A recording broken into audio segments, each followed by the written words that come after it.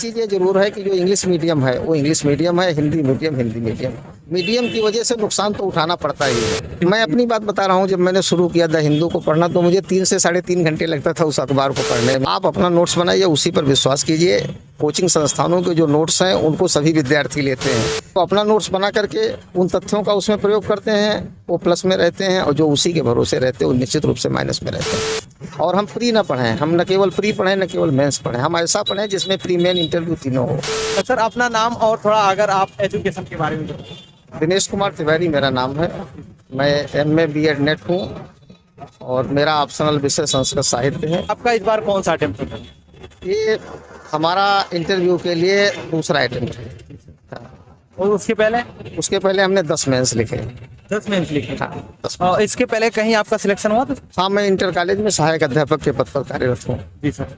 और sir medium कौन सा है आपका? मेरा हिंदी मीडियम। तैयारी के विषय में तो बताइए, क्योंकि चाहे शुरू में स्टार्ट करें यानी कि 18-20 साल चाहे इंटर या BA करके कोई तैयारी स्टार्ट करे या फिर बाद में स्टार्ट करे, तो उसको क्या कैसे स्टार्ट करना चाहिए? मेरे हिसाब से तो अपना ग्रेजुएशन कंप्लीट करने के बाद में व्यक्ति को तैयारी के बारे में सोचना चाहिए। ग्रेजुएशन को जितनी विधिवत ढंग से हम कर लेंगे, हमारी तैयारी की नींव उतनी ही मजबूत हो जाएगी। सर बहुत सारे लोग ऐसा करते हैं कि इंटर पास करते हैं, ग्रेजुएशन में कहीं ना कहीं अपना एडमिशन करवा लेते हैं, उसके बाद डायरेक्ट तैयारी करने के लिए चाहे प्रयागराज हो गया या फिर इलाहाबाद हो गया तो वहाँ चले जाते हैं। सर प्रयागराज, दिल्ली या लखनऊ जाने का मतलब नहीं है। ग्रेजुएशन को पहले आप सीरियसली कीजिए।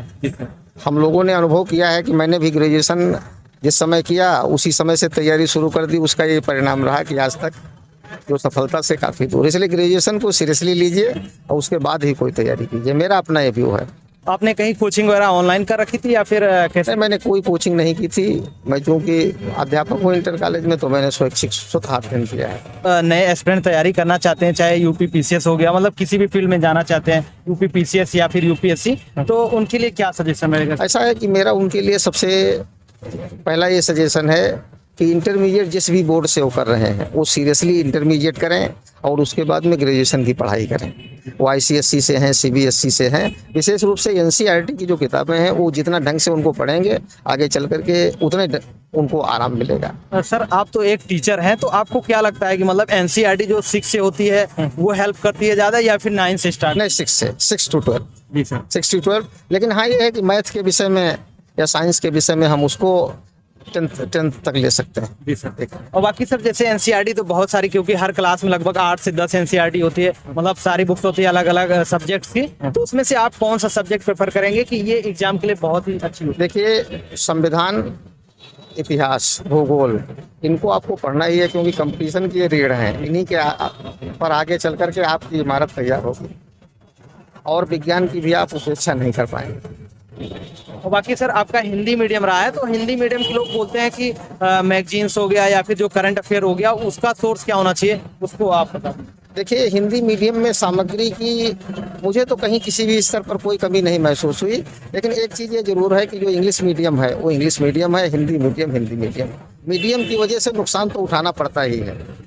बाकी सोर्स आप बताइए कि कहाँ से मतलब करंट अफेयर की तैयारी? करंट अफेयर के लिए हिंदी मीडियम के जो विद्यार्थी हैं वो प्रयास करके ग्रेजुएशन के बाद में क्रॉनिकल का नियमित रूप से अध्ययन करें। बाकी जो पेपर्स वगैरह आते हैं जैसे दैनिक जागरण हो गया, हिंदुस्तान, अमर उजाला, ये सारी? हाँ, पेपरों में ये है कि दैनिक जागरण को हम पढ़ सकते हैं, उसको ले सकते हैं, लेकिन उसके साथ साथ हमको जैसे नवभारत टाइम्स है, पंजाब केसरी है, द हिंदू है, इस टाइप के समाचार पत्रों पर अपना ध्यान केंद्रित करना होगा। सर द हिंदू लोग बताते हैं कि बहुत ही टिपिकल होता है पढ़ना, क्योंकि उसकी लैंग्वेज थोड़ा अलग टाइप की। मैं अपनी बात बता रहा हूँ, जब मैंने शुरू किया द हिंदू को पढ़ना तो मुझे 3 से 3.5 घंटे लगता था उस अखबार को पढ़ने में शुरू में। लेकिन उसके बाद में जो जो समय बीतता गया तो ये हुआ कि वो 2 घंटे में आ गया, फिर 1.5 घंटे में आ गया। तो ऐसी बात नहीं है।